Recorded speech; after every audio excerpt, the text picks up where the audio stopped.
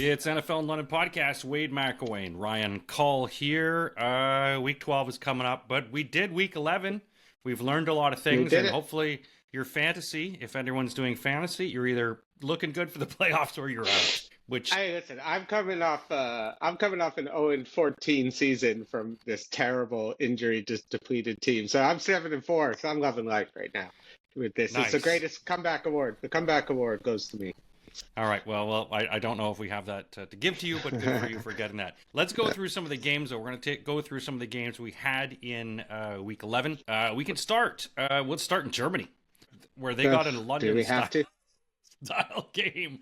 Baseball score, 13, Dolphins 16. Dolphins go to 4-7. They get the win. Ugly game. Just felt bad. Achan had 120 yards, but it was just sort of one of those games you're like, oh my goodness. You know, it was, what was it, 6-6 at half. And you're just like, this is not going to be a good game. I'll tell you what, it made me feel 1,000 times worse about the Bills losing to 17 to the Dolphins, watching this at 6-6 at halftime or whatever it was. It was terrible. Yeah. It was terrible. There was just nothing about it that was really kind of fun or interesting. You know, Achan had 120 yards. He's kind of the only stud on this team. I just wonder what they're going to do, you know. Think about the Dolphins. They're 4-7 now. They got a couple easy games coming up. I think it's like the Jets and Giants, maybe. I don't even know who it is, but I know it's pretty simple. They might even have Atlanta coming up. I don't even know. But if they do, so 2 more wins, they're at 6-7. I think there's going to be like just an absolute, you know, they're back kind of in the race. I think you got to pretty much run the table if you're them. So that's going to be tough. But I mean, just to beat Marcus Mariota and this kind of, you know, Rodriguez Jr. is now the running back. And it's just, you know, they don't really have any weapons. Without Jaden Daniels, the team just really has nothing. And Mariota, he's a solid backup, but this is what he's going to get you, 13 points on the road, you know, and you kind of got to hope your defense can kind of step up. And these are just 2 bad teams playing football, and they were trying to lose it, and somehow somebody lost it in overtime. I think they threw a pick on the first play of overtime. Yeah. So it was that was just, everyone was cheering because they were like, oh, thank God the game's going to end. Thank God it's over. We don't have to sit through 10 more minutes of this. Just kick it on first down like a rugby kick. I think I may have mistakenly said it was Germany. It was actually Spain. But it was their first game. Oh, and, Spain, Spain. It was Spain. Bernabeu Stadium. Historic stadium with lots of wins in it. This one was probably not one of the better ones. But as you say, you know, Commanders looking for a lot of these people who feted them going into the season going, oh, Washington, Jaden Daniels. They have just been abhorrent, you know, this whole season. And you got to look at in the competitive division they're in, you know, New York being so much better than them. And the Dolphins, as you say, they might have a chance if they win every other game. I mean, but it's not looking good for them, particularly, you know, with the injuries and the amount of people that they sort of have left. But McDaniel just trying to put things together. Yeah, and the fact you got even, you know, the Chiefs at 5-5 who aren't even in the playoffs, and now you're behind them, so you got to even. It's almost impossible. They have literally no margin of error the rest of the way. So. I mean, good luck. Yeah, we'll get into the Chiefs because a lot of people still have them in their top 10, which is surprising to me. But let's talk. Go. Yeah. You go think ahead. so? No, go. No, I was just going to move on to our next over. When we get to the game. When we get to When we get to the game, we'll talk about it. Let's talk about the next game, which is another overtime game as the Panthers beat the Falcons. The Falcons had got blown out by the Panthers earlier on in the season. And you just look for it. Bryce Young sets a franchise record of 448 yards, 3 touchdowns, 31 for 45. Bijan, the only hope. Tetraotic McMillan, I forget his first name, how to do it, 130 yards, 2 touchdowns. But just say Tet. Panthers are 6-5. Yeah, Tet. Panthers 6-5 now in this division, and you've got this division too. And you're looking at how the struggles of Tampa Bay going. I mean, are the Panthers? Can they possibly win this division? I mean, it's not out of the realm of possibility. The Bucs have lost a couple straight, and now the Falcons have lost Penix Jr. for the year. Again, how devastating is that? He wasn't really necessarily playing great, but he was 13-16 in this game. Yeah. To me. And now the fact that he's gone on IR, so they're going Kirk Cousins the rest of the way. They traded away their first round pick, which is the 8th overall pick right now. It's going to go to the Rams, who, you know, Rams could potentially use that to pick up a quarterback to back up Stafford, just kind of sit him for a year or so, the way Stafford's playing. But to me, like, this defense is what was supposed to be better. And the fact that you got Bryce Young, it's the fact that 2 times this year you got embarrassed, but in different ways. right? You lost Yeah. 30-0 in the one game, and it was just the fact that you didn't score any points and you looked helpless to a Panthers team that wasn't even playing that well. Now this Panthers team's kind of got a bit of momentum, and Bryce Young has the greatest game of his career, 448. These are the games that keeps Bryce Young employed. Like every now and then, Yeah. everyone's like, "I'm done with this guy. I'm done with it," and then 450 yards, 3 touchdowns. It's like when Russ put up Yeah. 450, and everyone's like, "Russ is back," and then next week, watch Bryce Young's gonna have 120 yards and like 2 picks. So I Yeah. don't really know what to take from this game. The fact that Tet had his big kind of breakout game was great because again, he's been that guy. He's kind of all year. I have been fantasy, so you've been waiting for him to kind of take that next step, have that big game. And now that they're seeing, the Bucks losing to the Bills, losing 2 straight, they're kind Yeah. of injured. This division, gives them a little bit of juice, a little bit of Yeah. kind of fight. Who would have thought after the last 2 years the Panthers played that they'd be 6-5 by week 11? So good for Yeah, them. I mean Good for the that Panthers. it's a full testament to that dumpster fire division that they have, and that even Yeah, the Saints that. are sort of keeping themselves in it. But let's move on to the Bucks game because this game was 21-20 at the half. A lot of points being scored. Then Josh Allen just explodes, 6 touchdowns. The Buccaneers struggled in this one. Second half. I think when we looked at Baker Mayfield at the start of the season, it's like, oh my God, this guy is on fire. And the defense and everything sort of let them down. Now, granted, they have lost a lot of talented players in this. You've lost so many of their key guys, running back, wide receivers. But the Bills really rally, putting 23 points in the second half and getting this victory. You must have been thrilled to see Buffalo, Wow. when they're sort of, it's a nail biter and suddenly it's like, okay, Josh runs for 3, throws for 3. I mean, I love seeing old Josh Allen back. I think that's what the Bills like took this guy. The thing about Josh Allen is you have to embrace the chaos. That's how Josh Allen plays football. You got to take the terrible interception they threw at the beginning of the game in his own end zone. And I think that just the way Josh Allen plays, you got to take the good with the bad. But if you just unleash him and you just take him off and you just say, go play backyard football, and that's what he goes and do. The fact that they bench Keon Coleman and they have their best game of the season. The fact that they finally, for the first time, started passing to James Cook, who had 66 yards and a touchdown. They've realized that you can. They're just trying to be too perfectly efficient all the time, and they were neutering Josh Allen. It felt like those last couple of Yeah. games. So just let him off the leash, let him run around like a crazy person. We're running over. You only got a couple more years left of peak physical Josh Allen. Don't hold him back. We need him to do this. It's the only way the Bills are going to win. You saw that running defense. The fact that what's Yeah. his name, Sean Tucker, had 3 touchdowns, 100 yards on the game. Yeah. It just doesn't matter. That's the kind of thing you worry about if you're Buffalo. Like, how are you going to stop the Jonathan Taylors? Yeah. Even the Travion Hendersons, the way he's looked, all these running backs in the playoffs, Derrick Henry, when you've given up 200 yards twice this season. So I think if you're a Bills fan, you love seeing the offense back. They look great. Josh Allen kind of looked confident, let him be him. But the defense is still a mess. They couldn't get any pressure. They couldn't really sack Baker. And Baker, even though he only threw for 173, made big plays when he had to. He kind of kept drives Yeah. going. And considering he was depleted, kind of playing with just like Sterling Shepard and Ibuka, it's not a great thing of weapons. When you got to play a game of, catch up with Josh Allen, it just catches up with you. So a tough loss for the Bucks, but they were in a tough spot. Yeah, and they're going to need their guys back because, they've got a few big games coming up that you're going to need some of these guys to get healthy. Godwin and Bucky and these kind of guys. So, the Buccaneers at 6-4, you don't want to see it go down where you had such a command on it. Some people ranking them early a few weeks ago as the number 1 team, and now they're 6-4.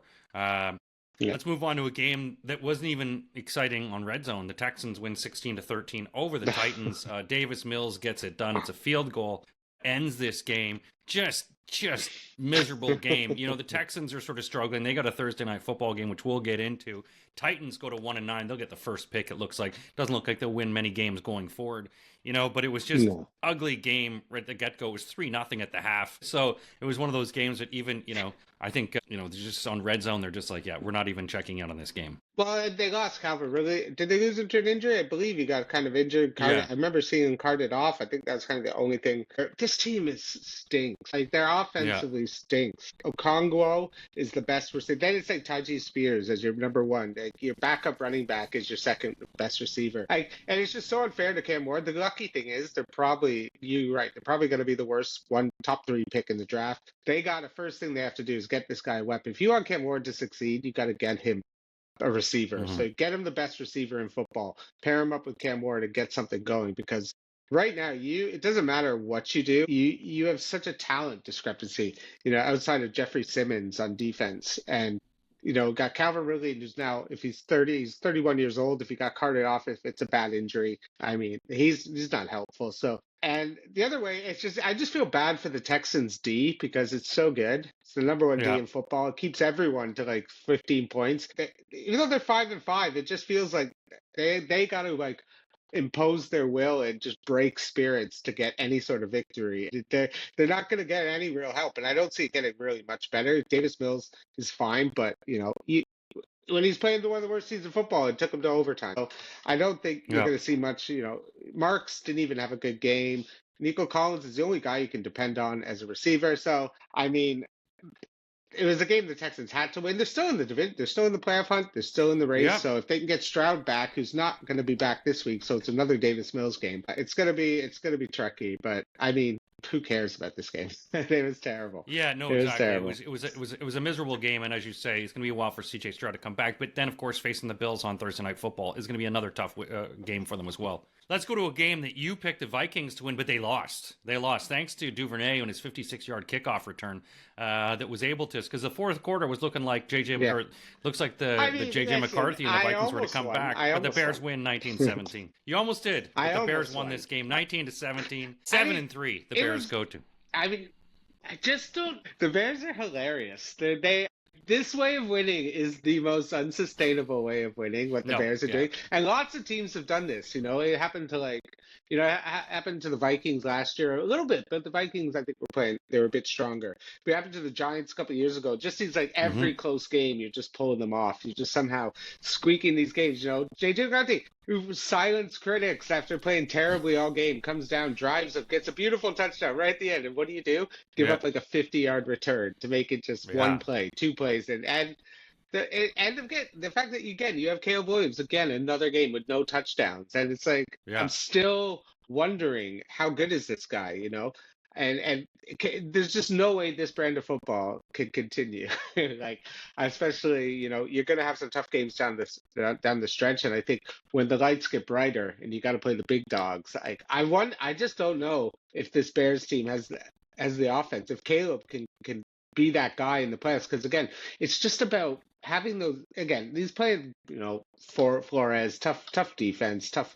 Gonna get blitzed, but I don't know, man. I just think it's hilarious. The Bengals game, this game. It's like every game, and then you're just pulling it off. And hey, you deserve it. You've sat through some bad years, so congratulations.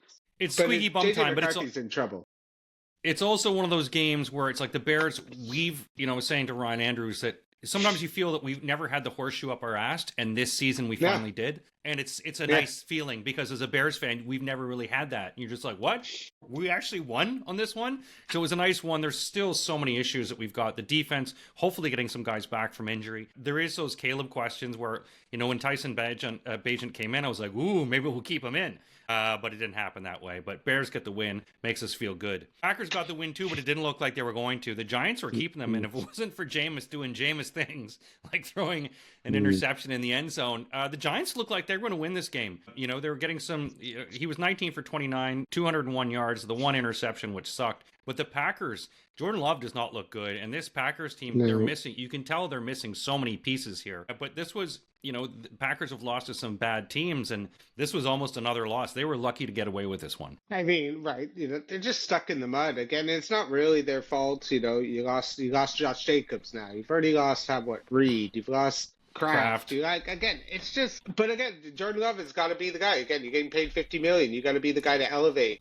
Again, you're still getting Christian Watson. He's still a couple games back to getting back. He's going to take probably till close to the playoffs to be at full steam, which probably is the best thing for you. I don't know how long you can survive if Jacobs is out. I mean, he wasn't like he was lighting it up beforehand. Like, he was having a solid year, but it wasn't like last year or the year before, where he was more dominant. Like Emmanuel Wilson coming in. I mean, I wouldn't feel confident if I'm a Packers fan that I think they're just gonna take out Jordan Love and just kind of invite Emmanuel Wilson to beat you. I think defenses will do. And Jordan Love has got to be better. Like, again, he had 2 touchdowns in 74 against the Giants D. who kind of had a little spark for Jameis, because that's what Yeah. Jameis is. He's a spark plug. He's a lovable lug who comes in, and does his thing, throws a Jameis pick at the end, does his thing. Again, he kept them close, and the Packers are just they're just kind of squeaking out these games, and it's kind of the way the NFC North is right now. Everyone's just kind of Yeah. it's going to come down. I think this division coming down to the last week of the season. And I think, again, now we're getting into December soon, after probably this is the last game. Now this is where it's going to get tough and the chips fall, and now real football starts. So if I'm a Packers fan, I'm concerned, but big win that they desperately needed after some bad losses. Yeah, and I mean, you're looking at the Giants now, 2-9. And hopefully Jackson Dart comes back, but now you're swirling the toilet bowl that you're looking at high draft picks in this one. And if the Titans get a win, you're tied for the bottom. And what are they going to ruin on these draft picks? Here's a game that Brian and I both got wrong. We thought the Bengals and Joe Flacco might rally, but it was Aaron Rodgers and his wrist, and Chase spitting, or not Chase Brown, sorry, Jamar Chase spitting. In this one, 34-12 in this one. Steelers get a big win. Aaron Rodgers looks like he will be back to face the Bears this week. Is he back? Is he back? Looks like it says they said the injury's not as bad, and they're saying he should be back this week. But if Mason Rudolph does take it, we'll take him too. But they're saying he's hoping to play because he says he owns the Bears. Kenneth Gainwell with 81 yards and 2 touchdowns on this one. But the Packers really put the boots to the Bengals in this one on 34-12. Yeah, it was just watching this Flacco team. It's you kind of think they're going to be, again, you have Jamar Chase and you have T. Higgins, and Joe Flacco's decent enough, but the fact that you couldn't even kind of keep up with Aaron Rodgers, he really didn't do that much. Like, he wasn't like out there dominating. I think the Steelers defense is starting to kind of come into its own a bit. They're playing better football. They were one of the worst defenses in the year. And again, they're the highest paid defense in the NFL. More money spent on this defense than any other. And I think, they're now kind of getting kind of into where they can kind of shut down teams and kind of play. They're going to have to play ugly Steeler football to win these kind of games. And the fact that Rodgers still kind of dumping it off to Kenneth Gainwell, 2 touchdowns. Again, they don't have any deep threat. No one's really afraid of DK Metcalf, so they're going to have to kind of use Jaylen Warren, who I think got a concussion or something. He was out for the game. He was looking really good starting, so hopefully he can come back. But to me, I think that was kind of the nail in the coffin for the Bengals. I mean, they have the Patriots this week, and if Joe Burrow doesn't play and Jamar Chase is out, which it looks like he's suspended 1 game for spitting, I don't see any way that the Bengals are going to beat the Patriots, to be honest with you. So I just think it's going to be. It was a fun Flacco ride while it lasted. We had some good times. Yeah. He threw some. We knew fun the tank games. would run out of gas. But this is what always kind of happens. You kind of think, hey, he's still got that last good game left in him, and you're like, nah, he doesn't. He wasn't good this game. He was bad. He was bad that game. Let's go to talk about a team that was bad. We thought the Chargers would be all right, but it's been since the playoff game where the Chargers. You picked the Jags. I did, but the Jags whooped them on the back of the 2-headed running monster that the Jaguars got going. And you start looking at it going, where the hell was this all year? Why weren't you using this? Trevor Lawrence only had 153 yards, 15 for 22 with 1 touchdown. But they got Tootin going, they got Etienne going. I mean, this is the football that you wanted to have, especially the 14 points in the fourth quarter. The Chargers just looked inept. They couldn't get anything going, and I was playing Herbert in fantasy, and he got me like 5 points. But the Jaguars, it's like, okay, this is the games that you need at home, 35-6. I mean, it was a rough. I think again, you can only hide losing your best 2 tackles for so long, and all the injuries on the offensive line before Justin Herbert has to go out there and just kind of do everything himself, and he just can't. Again, Keenan Allen always has start strong, and now we're gonna probably, like, in December he starts fading out. The age, the hits, start slowing down, and it just feels like this is just a team that, even though they're still kind of fighting in the playoffs, 7-4, have a good record, it just feels like they're just destined to be like 7 seed, one and done, because in the playoffs, if you cannot run it, Justin Herbert's your leading rusher with 20 yards rushing in this game, who's not even a running quarterback. He cannot be your leading rusher. And the fact that Trevor Lawrence, again, they put 35 points, it didn't even matter. It wasn't even a Trevor Lawrence game. So it was more their defense and the Chargers just being completely inept. That's kind of a big win for the Jags, especially being 1 game up on the Chiefs, which kind of gives them 1.5 games because now they got the tiebreaker. They needed to win that because they'll be able to probably take care of some of the division games, but I think they're going to be in a fight every single game, kind of the rest of the season, kind of just see what Trevor Lawrence can do. Can he will these two teams are going to just need their quarterbacks to will them to the playoffs, and I don't know if either is able to be honest with you. I can see both these teams dropping out. Maybe, who knows? Yeah. It, It was a good win, but we'll see what the Jags are next week. Have they had two good games in a row? I don't think so. yeah, and it's going to be interesting. And I think with Cohen, when you sort of look at it and go, "Oh, okay, why weren't you leaning on that running, the dual running, and just using your defense?" Because it seemed like they were leaning too much on Trevor Lawrence. And now when you see that running game, it's like, just do that. They were harassing Justin Herbert the whole game, and they got to start doing more of that. This is an interesting game as the Rams go to 8-2, and they beat the Seahawks thanks to 4 picks of what's Sammy his D. face, Sam Darnold. Sammy D. But it was a missed field goal at the end. It was 21-19. But the Seahawks did have a chance to win the game at the end, and they blew it. Sam Darnold, 29 for 44, 279 yards, 4 interceptions. Jackson Smith and Jigba with 9 receptions, 105 yards, but. The Rams get another win. And surprisingly, in his career, that win put Matt Stafford over 500 in terms of his all-time career.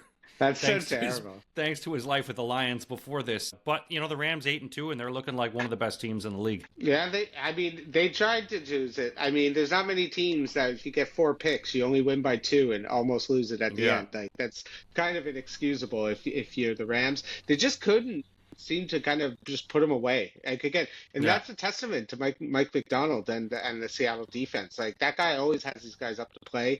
They're going to make it hard. And even when Sam Darnold's not doing kind of a classic Sam Darnold game, I don't know if this is anything to worry about. I think the Rams are just a good team and they're just able to. But to me, I get worried about Sean McVay. These are the kind of games where he just kind of makes these stupid conservative moves at the end instead of just trying to kind of just put teams away. He's got to find a way to kind of just keep going, especially in the playoffs. If you start getting a little conservative and you got teams that turn it over 4 times, stick around, you're losing the playoffs in a terrible loss. And you'll be looking back being like, how did we lose that game? And they've done that before. I think they had a really bad loss earlier in the season. You're like, how did you lose this, the Rams? They could be like 10-0, to be honest with you.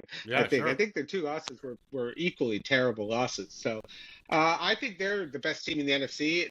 They're the most fun team. I like Kyren Williams. I like Stafford. I love watching Puka Nacua all day.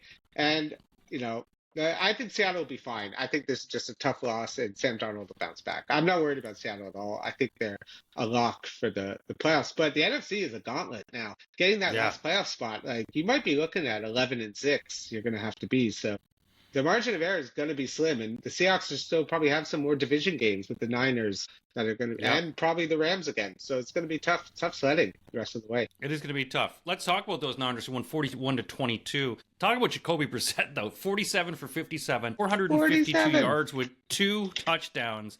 Michael Wilson, 15 receptions, 185 yards, but it was the 49ers who were getting healthy again. Purdy coming in, threw 3 touchdowns. And they cruise in this victory, 41-22. 49ers looking real good now that they're getting everyone back and all the pieces are there. McCaffrey with 2 touchdowns as well. Dangerous division down there. Yeah, and you give it up for Purdy for, kind of hearing all the talk about Mac Jones and how, he's don't even need it. He's a system guy. Comes in, 3 touchdowns, just efficient. Right down the field, finding George Kittle. They got a great connection. They've always so it feels like he's kind of back. McCaffrey's still just a beast, and no matter what happens in fantasy, this guy is just unstoppable. 3 touchdowns. He's the number 1 fantasy running back again, like he always is. He's or Jonathan Taylor might be, actually. They're probably 1, 2. But he's as good as advertised, and still everyone's afraid to draft him. And again, the Niners just keep winning. They just keep finding ways. This division, the fact that, Niners, they might get 3 teams coming out of division, and someone, could potentially be like the Packers and the Lions could drop out and miss out of the playoffs just because of how strong the 3 teams in the NFC West is. So I think this year we're going to get some really good Week 18 games, where I think the last year it was so bad that Week 18, you couldn't even watch it. Half the games were just completely unwatchable. And I think this year we're going to see a lot of games coming down to the playoffs, and tiebreakers and this and that. Because just tip your cap to Jacoby Brissett. Guy is a Yeah. consummate professional. Comes in and gets an NFL record. So at least he can hang his boots up, being like, I completed more passes in the game than anyone in history, and that's pretty cool. I thought that was pretty cool. Good for Jacoby Brissett, and it's pretty much signed that I think Kyler Murray's done in Arizona. I don't see why any reason they bring him back. They're going to kind of go with Brissett and maybe trade up, draft a young guy who could sit behind Brissett a year. Yeah, might as well. It'd be a smart move because Brissett does deserve the accolade. Drake May did it. Look at him. So yeah, it's very good. Let's move on to the next game in the AFC North, where the Ravens squeak out a win over the Browns. This was a tough game going in, where the Browns were leading 16-10 at the half. Mark Andrews' late touchdown lifts the Ravens over the win. They had to call up the hurricane play. Lamar Jackson, 2 interceptions. He was not looking good. Got a little injured as well, I think, in this one. 14 for 25, 193 yards. King Henry gets over 100 yards and a touchdown. Browns defense trying to keep them in it, but Ravens finally win. It was ugly. They go to 5-5, but you still so many questions going on with this Baltimore squad. I mean, again, I was expecting kind of Lamar to just, the good thing about the Ravens, the defense is getting healthier. They're getting stronger and better. Again, playing Dylan Gabriel is not a sign that you had a good game. The fact that we saw Shedeur for the first time, who was then equally terrible, coming in, I think everyone was expecting Shedeur just come in, just going to start walking up and down the field. Save us. When he was bad. He was like a guy who doesn't get much reps. So, he should be starting this week. So I'll pass judgment on him. I think, you're right. The bigger concern is Lamar. Like 2 picks. Yeah. They just couldn't. Again, they always kind of struggle against Cleveland. Cleveland's just, again, the way Myles Garrett's playing, the way that defense always plays, they always make it really tough on Lamar. And every year it feels like, that they're going to be stuck in these kind of battles. And they needed this win because they're in a fight now for the playoffs. Like the fact that 5, 6, and 7 by next week could be Bills, Chiefs, Ravens is just wild. Yeah. So I can't wait for this week. Big win for the Ravens, but they're gonna have some tough games coming up. It's gonna be a dogfight to make the playoffs the rest of this way. Let's talk about the team who has a very big dogfight to make the playoffs, even though everyone is fatting them as still being one of the top teams in the NFL. The Chiefs are 5-5. They're 1-4 on the road, and they lose to the Broncos 22-19. Will Lutz and his leg does all the work in this one. Kelsey gets a touchdown. Bo Nix was 24 for 37, 295 yards. Mahomes was shook, but the Broncos win on the road. They're 9-2, and they're really starting to walk away with this division now. And the Chiefs, very much a struggle. These division losses, not good for you. You could see it on the Chiefs' faces, that loss. 22-19, Chiefs now 5-5. Yeah, the division's going to be tough. You're going to need I don't think the Chiefs are that bad still. I think they're good. I think they made a huge mistake by not trading for Breece Hall or some running back anybody. The fact that they're going to say we're going to ride into the playoffs with Kareem Hunt, I think is crazy. The fact that they were just able to kind of hit Mahomes. The Chiefs have offensive line problems. The fact that, their defense isn't as strong as it once was. They can get past on. Bo Nix threw for almost 300. But again, the Chiefs still, even though their defense got passed on, they're still a tough defense. They're tough to score on. They'll let you get close with the yards, and then they'll just tighten up. They're a solid team, and I just think if the Chiefs are like the 6th seed, 7th seed, I wouldn't want to play them. I still think they're as good as Broncos. I don't even think the Broncos are that good. I think 9-2 is crazy. I think they're a bit of smoke and mirrors. I think that defense is great. Don't get me wrong, but I don't know. I'm not impressed with the offense. I'm not scared, even though they do have Sean Payton as their coach. I think if these two met in the playoffs, I'd take the Chiefs without even a hesitation to beat them. So a good regular season win and kind of humbly. Maybe the Chiefs, this is what they're going to be like. They're going to now paint themselves as the underdog, do that like nobody believes in us bullshit that teams do. They're going to be like, we're the underdogs wearing dog masks, and it's going to be pathetic. And they're probably going to win the Super Bowl as the 7th seed. Well, it'd be quite miraculous to do with this record. Let's talk about sort of Super Bowl defending champions. It was not a very much offensive showdown, but the Eagles showed that they made some good trades to fortify their defense. 16-9 in this one. Jalen Hurts gets 1 lone touchdown in this one. Barkley, only 83 yards. Gibbs had a good running game, 107 yards. Goff, as we talked about, struggles outside, and this was quite obvious in this one. Just a field goal game pretty much for the Lions. They did. Sorry, they did get one touchdown, missed the PAT. But 16-9 in this one. Eagles go to 8-2 as well. Lions 6-4. They're below the Bears. The Bears are in charge of that division right now. But Lions, looking quite weak, and Dan Campbell continually go for it on fourth down and never got it. Not once. Yeah, he's a gambler. And the problem is also you have it was a classic Jared Goff in the kind of colder outdoor weathers. Just has these bad games. He's with 14-37. Like, he couldn't do anything. Yeah. The fact that, like, that's a terrible game. This is what the Eagles can kind of do to you. They got the horses, the fact that Harry Roseman keeps getting guys who can rush the passer, bringing in Jalen Phillips, bringing in guys all the time, making trades. Even though their offense stinks, they can't do anything. Even Saquon is having one of his best games of the year. He's only 83 yards. Yeah. They can't pass 135 yards. It's just embarrassing. But that defense is just so smothering. So they can just kind of hit you all the time. And great secondary. And Vic Fangio's just kind of found the perfect team for his system. And no matter who they play, they're just every game's going to be a fight. I think it's going to be even harder now, though. Like, Lane Johnson, I think, is hurt.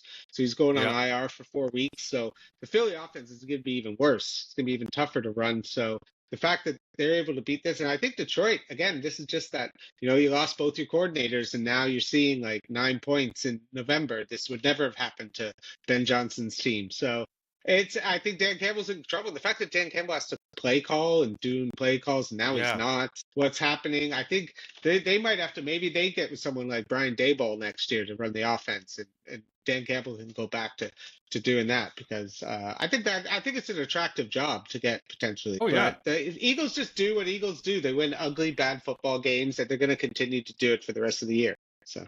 And they win at home and continue to, have home field advantage going forward. The final Monday night game, it's always difficult when you're having a memorial game honoring someone who's passed away, like Marshawn Kneeland, and that's what fueled the Cowboys, who just decimated the Raiders 33-16. Dak Prescott, 268 yards, 4 touchdowns. Pickens, 144 yards. Williams, 93 yards on the ground. Raiders just look so inept. Pete Carroll, what the hell is he doing? He's showing his age in this one, 33-16. Raiders go to 2-8. I mean, the fact that Geno Smith is your leading rusher with 14 yards when you drafted Ashton Genty at the beginning. And Dallas is not even a good defense. You can run on them. That's just wild. The Raiders are such a mess. The offensive line's a mess. I think they got to trade Max Crosby in the offseason. I mean, I think he can get a couple first. This team needs so many things. Yeah. And I think they could potentially, they're in the battle to get the number 1 pick. There's nothing other than Brock Bowers and Genty, but under that offensive line that gives you any hope for the Raiders. I think Pete Carroll might just realize, this is a big mistake. I can see him maybe retiring if it keeps going this badly, because he's really just not doing anything to help this team. And you're just making the Cowboys look like they are super. This is what gives Cowboy fans hope. It's like, look at Dak, look how good we are. And the fact is, now they're going to have I just don't know what they're going to do with Pickens. They've got him now? Yeah. Pay him 30-40 million as well across. Good luck with it. What happens next year with Dallas? Good win, but again, it changes nothing. I don't think Dallas is going to make the playoffs. So no, not at 4-5-1. All right, well, let's get into Week 12. We've got a Thursday night game, and it's Buffalo. They are 6-3, heading into a Houston team who is 4-5. Buffalo favored by 6 in this one. 43.5 is the over/under. Houston's defense playing tough in this one, and also there's a bit of need in this team. There's a lot of needs. So they're 5-5. They're really, and Bills are 7-3. I should have said. But these teams are both, have a need in this one, but Houston defense are going to play desperation football in this one. How do you like Buffalo's chances going into Houston tonight against a team that has a very stout defense and also bit of nothing to lose football? I mean, I feel fine. That's the best I can say. The fact that Josh Allen last year had his worst game of his career against the Texans worries me. He was 9 of 30. It couldn't do anything. They were just completely lost. That's what made him trade, I think, for Amari Cooper after that game. It was that bad. I think Keon Coleman sits again. I think the Bills, the fact that it's Davis Mills, I think they're going to be able to kind of get to him. They're going to be able to get some sacks to make him turn over. Buffalo's good at kind of forcing turnovers and making you into mistakes. I think Josh Allen's going to struggle. I think this Texans team is really good. I think this is going to be an ugly kind of low-scoring kind of battle. I think James Cook's going to struggle. I think Josh Allen's going to. I feel like this game has unders all across the board written all over it, like on both sides. If you're doing any sort of prop bets, I just stay away from it completely. This game. I have no faith. I think Buffalo wins. I think they're the better team, but I think the Texans can run on them because everyone could run on the Bills, and if you Yeah. can and you can keep it close, you're in it. So I'm gonna go 23-18 for the Bills. A little, yeah. Houston to cover. I've got Houston to cover as well. I've got it 21-18. I just think it's, to your point, low scoring game. It's going to be one of these, the Houston team. It's a Thursday night game. Buffalo coming off a short week, where they had to rally in the second half. And look, they just want to get the win, get out of there uninjured, and know that they've got some time off. Going forward into week 13, heading into Thanksgiving weekend, you want to have some time, particularly with, all the flurry of activity in the Thursday night games next week for Thanksgiving. So, yeah, I've got it 21-18. Buffalo wins. Houston covers, to your point, low scoring game. That's it for our week 11 review and our little TNF preview, folks. Thanks a lot for listening to this one. Make sure you check out all our social media, and we'll be putting up some events where you can go to attend in London for Thanksgiving. There's a few venues that are going to be hosting some Thanksgiving parties if you're looking to get your gobble on. Thanks a lot for listening, folks, and we'll be back for the next podcast where we preview the Week 12 games. Enjoy.